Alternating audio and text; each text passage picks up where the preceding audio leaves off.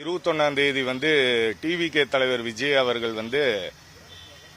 ஒரு பரப்புரையின் போது குழந்தைகளிடம் எப்படி நீங்க வீட்டில் மிட்டாய்க்கும் துணிமணிக்கும் எப்படி அடம் பிடிச்சி ஓட்டு வாங்கி எப்படி அடம் பிடிச்சி வாங்குறீங்களோ அந்த மாதிரி விஜய் மாமா அவர்களுக்கு அடம் பிடிச்சி ஓட்டு வாங்கி கொடுங்கன்னு சொல்லி குழந்தைகளை ஒரு ஓட்டு பொறுக்கும் கருவியா யூஸ் பண்ணியிருக்காரு.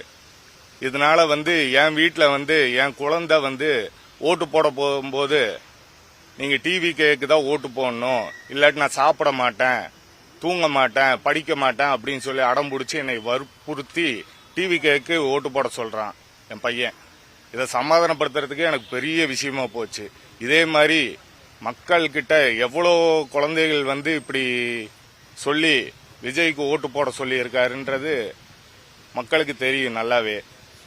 இது சம்பந்தமா குழந்தைகளை மிஸ்யூஸ் பண்ணி அவங்கள ஒரு ஓட்டு போடுற ஒரு கருவியா, ஓட்டுக்கு யூஸ் பண்ற ஒரு கருவியா யூஸ் பண்ணியிருக்காரு விஜய்.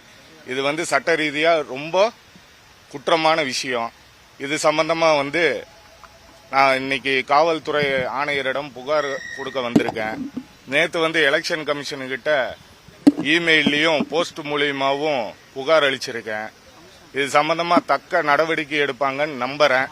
அப்படி கமிஷனர் நடவடிக்கை எடுப்பாரு, எலெக்ஷன் கமிஷன் நடவடிக்கை எடுக்கும் நம்புறேன். அப்படி அவங்க நடவடிக்கை எடுக்கலன்னா நான் நீதிமன்றத்தை நாட போறேன்.